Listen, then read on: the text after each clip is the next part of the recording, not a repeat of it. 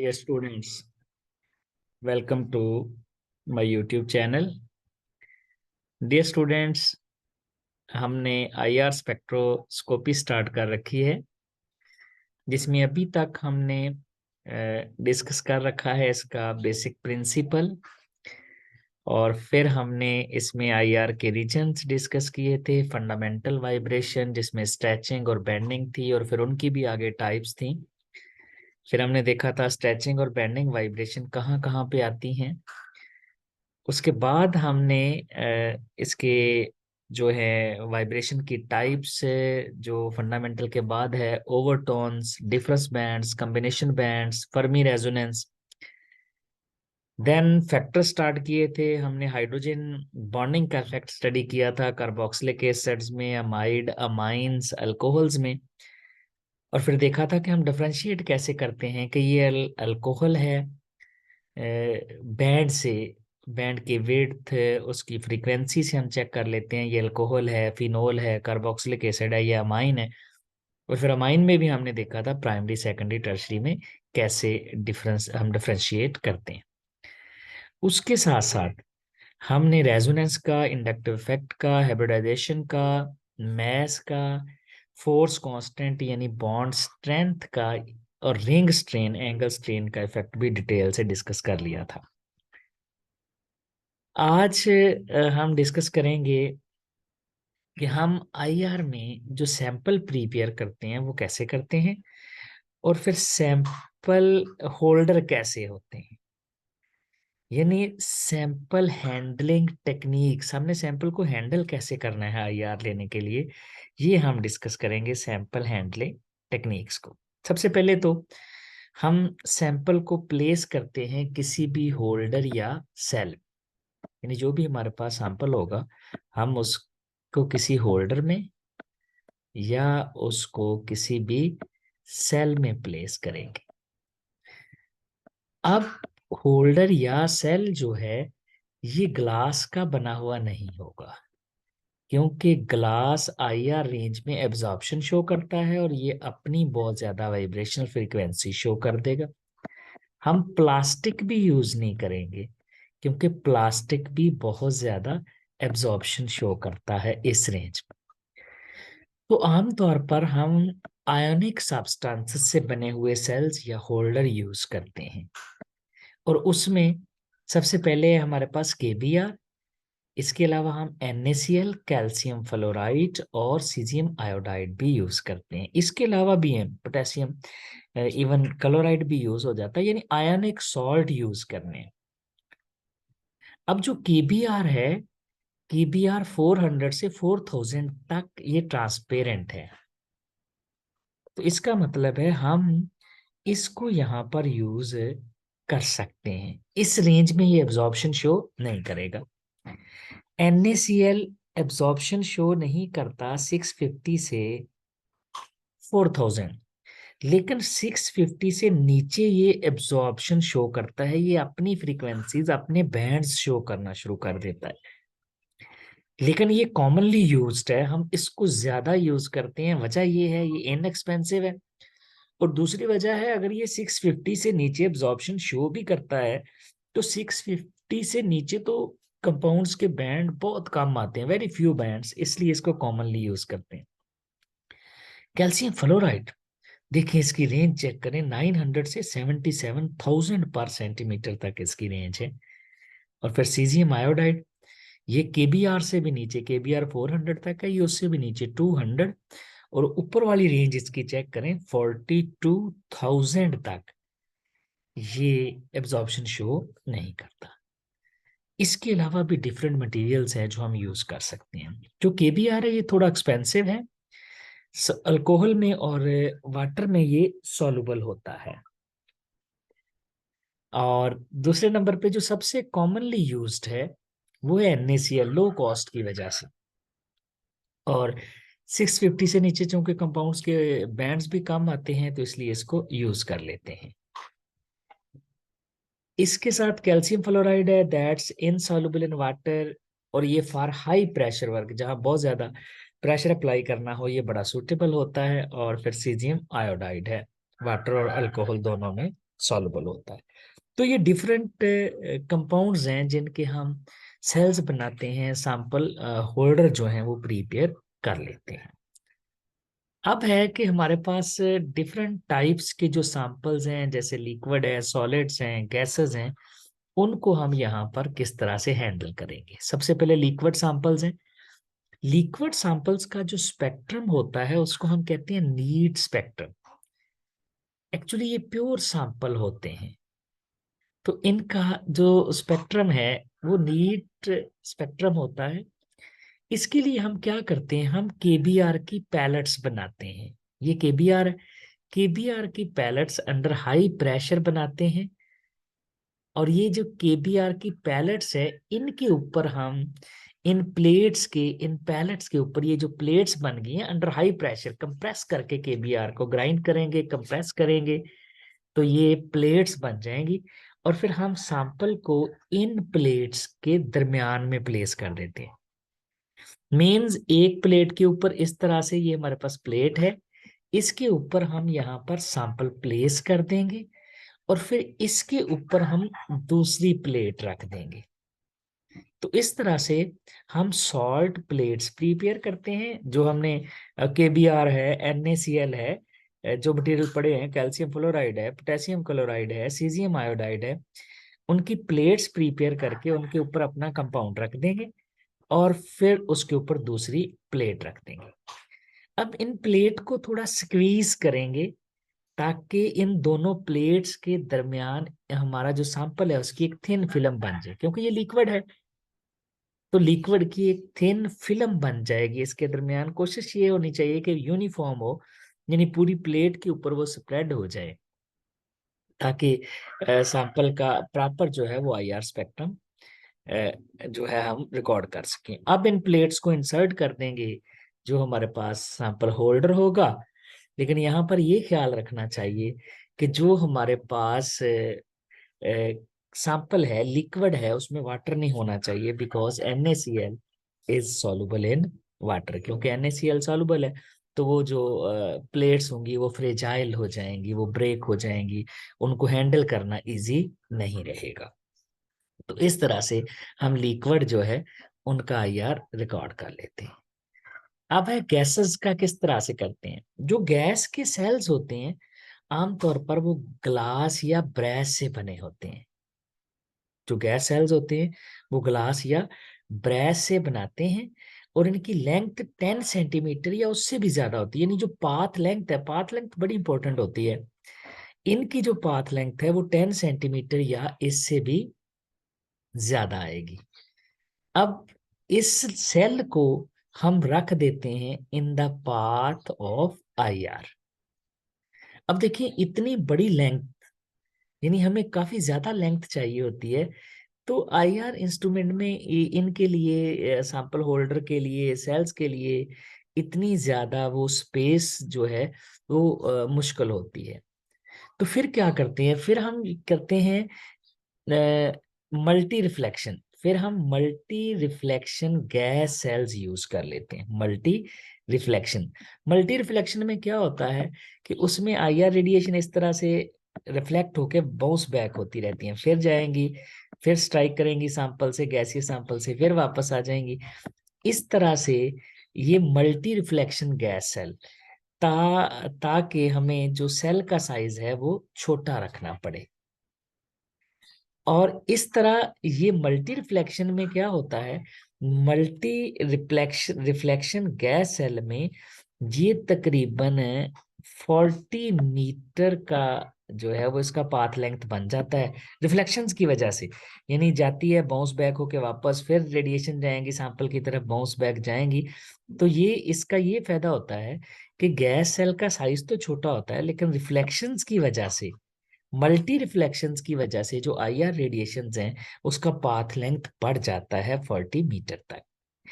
इसके साथ साथ जो इम्प्योरिटीज और कम्प्लेक्स मिक्सचर होते हैं, याद रखिएगा उनमें भी लेंथ ज्यादा रखनी पड़ती है, 10 सेंटीमीटर से भी ज्यादा लेंथ रखनी पड़ेगी, ताकि जो इम्प्योरिटीज हैं और कम्प्लेक्स मिक्सचर हैं, क्योंकि इम्प्योरिटीज में बहुत थोड़ी अमाउंट होती है, तो इसलिए पाथ लेंथ जितना ज्यादा होगा उतना ही उसको डिटेक्ट करना आसान होगा।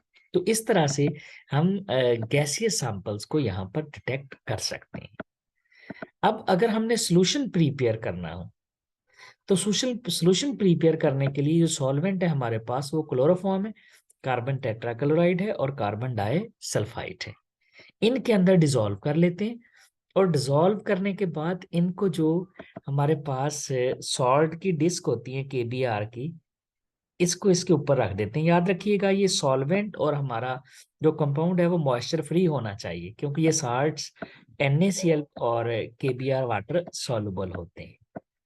कैल्शियम फ्लोराइड अगर यूज करेंगे तो वाटर इनसॉल्युबल है, लेकिन वो उसकी रेंज 900 से स्टार्ट होती है।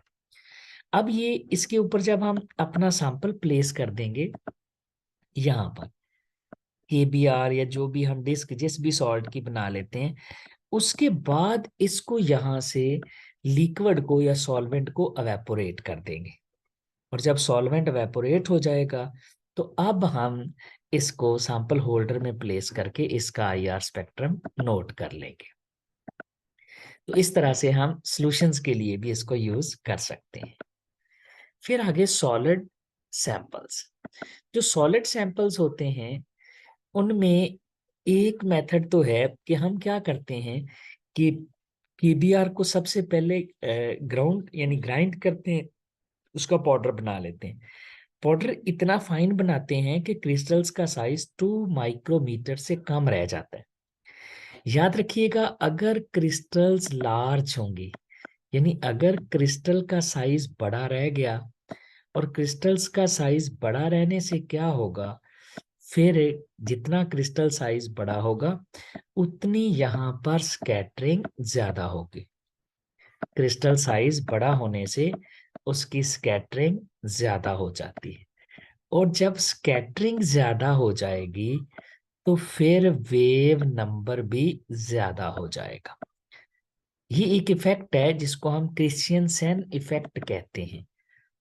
क्रिस्टियनसेन इफेक्ट क्या होता है कि अगर क्रिस्टल का साइज बड़ा आ जाए तो फिर स्कैटरिंग ज्यादा होती है और वेव नंबर ज्यादा होता है। इसलिए करते क्या है, इसको अच्छे तरीके से ग्राइंड करके 2 माइक्रोमीटर तक साइज को ले आते हैं केबीआर का, और फिर इनको प्रेस करते हैं अंडर हाई प्रेशर। किस मकसद के लिए, ताकि डिस्क बन जाए। और वो प्रेशर कितना होता है, 1.7575 इंटू 10⁵ किलोग्राम पर मीटर क्यूब। तो ये इस तरह से अंडर हाई प्रेशर हम इसको प्रेस करते हैं। अब क्या करता है, केबीआर मेल्ट कर जाता है और सैंपल उसके अंदर सील। यानी यहाँ पर आपने ground sample with KBr, sample और केबीआर दोनों को ग्राइंड करना है, और ग्राइंड करके क्रिस्टल्स का साइज केबीआर का भी और सैंपल का भी 2 माइक्रोमीटर से कम लेके आना है, ताकि स्कैटरिंग कम हो और ये जो क्रिस्टियनसेन इफेक्ट है ये कम हो जाए। उसके बाद इनको प्रेस करना है, सैंपल प्लस केबीआर को हाई प्रेशर में ये प्रेशर रखना है। केबीआर मेल्ट कर लेगा और सैंपल उसके अंदर अच्छे तरीके से यहाँ पर सील हो जाएगा। अब यहाँ पर ये जो इस तरह से सैंपल प्रिपेयर करना है, इसका ध्यान ये रखना है कि सैंपल की और केबीआर की रेशियो अच्छी सेट करनी है।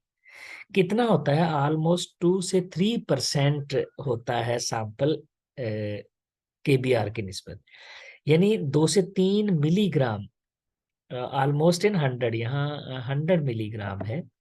100 मिलीग्राम के लिए 2 से 3 मिलीग्राम ये परसेंटेज है, यानी 2 to 3% रखना है 100 मिलीग्राम केबीआर में।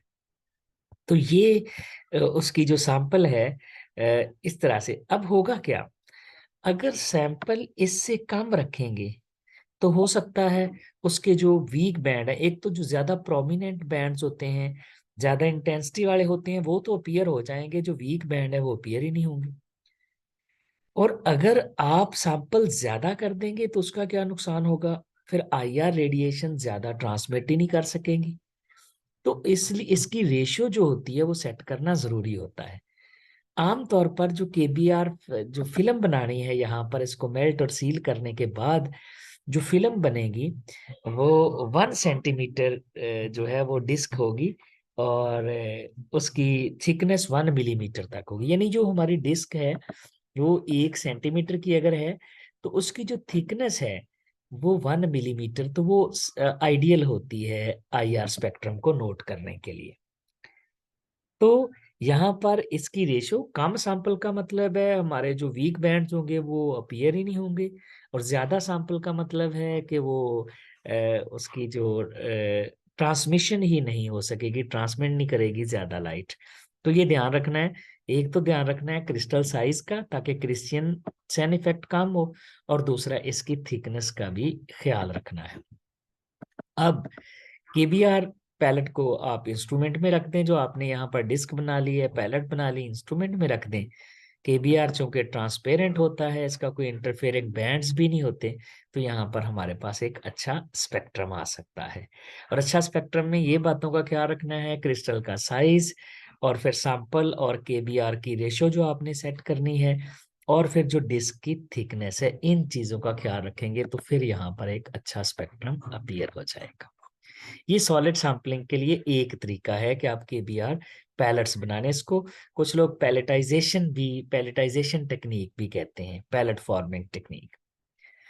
दूसरी टेक्निक है मलिंग टेक्निक्स। मल कहते हैं पेस्ट को। मलिंग टेक्निक में हम मल यानी पेस्ट बनाते हैं, और पेस्ट किस में बनाते हैं?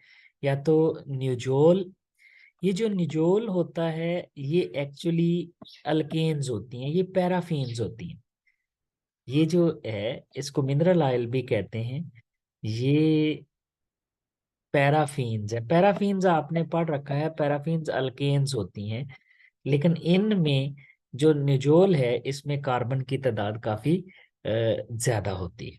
या फिर हेक्साक्लोरोब्यूटाडाइन यूज कर लें पेस्ट बनाने के लिए, मल बनाने के लिए, या फिर आप यूज कर सकते हैं क्लोरोफ्लोरो कार्बन्स, तो इनमें पेस्ट बना लेते हैं। अब इसमें जो सैंपल है उसको पहले तो आप पाउडर बना लेते हैं, अच्छे से ग्राइंड कर लेते हैं, ताकि क्रिस्टल्स का साइज 2 माइक्रोमीटर के करीब या उससे कम हो जाए। उसके बाद इसको हम 50 मिलीग्राम जो सैंपल है उसमें 2 से 3 ड्रॉप निचोड़ के डाल देते हैं, और इसका बन जाता है सस्पेंशन या पेस्ट बन जाता है। अब वो जो सस्पेंशन या पेस्ट बनता है उसको सॉल्ट्स की प्लेट्स के दरमियान, जैसे KBr NaCl जो है उसकी प्लेट्स के दरमियान रख के प्रेस कर देते हैं, ताकि अच्छी उसकी जो फिल्म है वो अच्छा सा स्प्रेड हो जाए। अब यहाँ पर भी सैंपल की और न्यूजोल की रेशो सेट करनी पड़ती है। अगर तो सैंपल ज्यादा होगा तो वही वाली बात जो मैंने पहले बताई है, लाइट कम ट्रांसमिट होगी। अगर निजोल ज्यादा होगा तो फिर सैंपल के जो वीक बैंड्स हैं वो अपीयर नहीं होंगे। यहाँ पर एक और बात का भी ध्यान रखना पड़ता है कि ये जो कॉमनली यूज्ड जो मलिंग एजेंट है, ये निजोल जो है इसके अपने बैंड्स भी आ जाते हैं आईआर स्पेक्ट्रम में। जैसा कि देखें, ये सिर्फ न्यूजोल का आईआर स्पेक्ट्रम है, तो इसमें 3 बैंड आ गए हैं। ये स्ट्रेचिंग रीजन में आ गया है ऑलमोस्ट 2924 पर, इस रेंज में।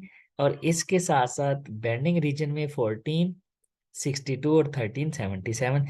तो ये ध्यान रखना है कि इसके नजोल के अपने बैंड्स भी अपीयर होते हैं जब हम आईआर स्पेक्ट्रम लेते हैं। तो इस बात का मलिंग टेक्निक में जब इसको यूज करते हैं ध्यान रखना होता है। तो सॉलिड के लिए एक होगी पैलेटाइजेशन टेक्निक जिसमें पैलेट बनाते हैं, और दूसरी होगी है मलिंग टेक्निक।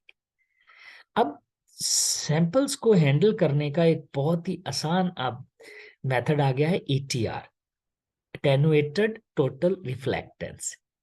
एक्चुअली जो हमारा FTIR है ना, उसके साथ एक और एसेसरी उन्होंने अटैच कर दी है, ATR अटैच कर दिया है उसके साथ, जिसके लिए हमें अब किसी किस्म की सैंपल प्रेपरेशन की जरूरत नहीं पड़ती कि पहले हम इसको निजोल के साथ मिक्स करेंगे, उसका पेस्ट बनाएंगे, या पहले इसको ग्राउंड करेंगे, ग्राउंड करने के बाद इसके KBr के साथ ग्राउंड करेंगे, KBr के साथ ग्राउंड करने के बाद फिर हम इसको प्रेस करेंगे, डिस्क बनाएंगे उसकी।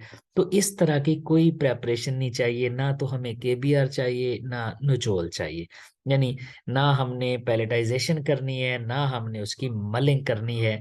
ये ATR का अटेनुएटेड टोटल रिफ्लेक्टेंस का ये फायदा है। बस इसमें हम सैंपल अप्लाई करते हैं और ये बहुत रैपिड एनालिसिस है। अब जो एटीआर है, ज्यादातर एटीआर जो मोस्ट कॉमनली यूज्ड एटीआर है वो डायमंड है।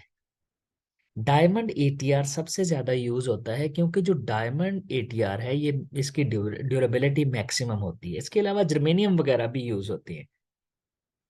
अब इसमें करते क्या है, जो डायमंड होता है इसको कट करते हैं और फिर इसको माउंट करते हैं, इसको प्लेस करते हैं डिफरेंट एंगल्स पर।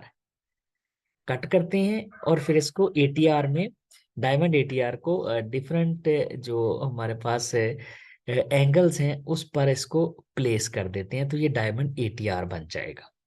और उसके बाद इसके ऊपर हम सैंपल अप्लाई कर देते हैं डायरेक्ट, बगैर के बीआर यूज किए, बगैर नोजोल के। ये देखिए, ये हमारे पास एक ये डायमंड एटीआर है, ये वाला। This is diamond ATR. यहाँ इसके ऊपर हम सैंपल प्लेस कर देते हैं। ये इसके ऊपर सैंपल प्लेस हो गया है यहाँ पर। अब इस साइड से जो आईआर रेडिएशन है, जो आईआर का सोर्स पड़ा हुआ है, वो आती हैं रेडिएशंस डायमंड से, ये स्ट्राइक करती हैं, फिर बाउंस बैक होती हैं, फिर। और ये देखिए यहाँ से ये सैंपल में थोड़ा पेनिट्रेट कर जाती हैं। इसका मतलब है यहाँ पर वाइब्रेशनल, जो वाइब्रेशन काज हो जाएगी, क्योंकि यहाँ पर ये स्लाइट पेनिट्रेशन हो गई है इसकी सैंपल में। फिर बाउंस बैक होंगी, फिर वापस जाएंगी, फिर पेनिट्रेट कर जाएंगी, फिर बाउंस बैक, फिर वापस। और इस तरह से ये attenuated infrared beam exiting crystal. अब अटेन्यूएट का मतलब होता है कम कर देना, रिड्यूस कर देना। एक्चुअली यहाँ पर जब एब्जॉर्प्शन हो जाएगी इस पॉइंट पर, इस पॉइंट पर, तो आईआर जो है उसकी रेडिएशंस की, जो आईआर यहाँ से हमारे पास रेडिएशन आई थी उनकी इंटेंसिटी कम हो जाएगी।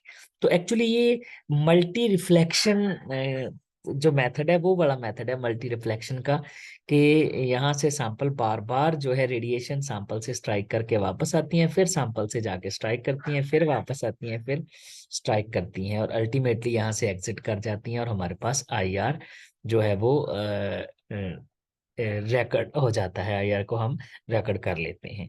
तो ये सबसे इजी तरीका है सैंपल्स को होल्ड करने का, कि बस आईआर के ऊपर अप्लाई करवा दें और फिर उसके ऊपर आईआर सोर्स से रेडिएशंस की बम्बार्डमेंट कर दें, और मल्टी रिफ्लेक्शन से सैंपल जब पेनिट्रेट करेगी आईआर, उसकी इंटेंसिटी कम होगी, और नेक्स्ट फिर पेनिट्रेट करेगी तो इंटेंसिटी कम हो जाएगी। अल्टीमेटली यहाँ से हम नोट कर लेंगे कि कितनी एब्जॉर्प्शन हुई है, कितनी उसमें से ट्रांसमिशन हुई है।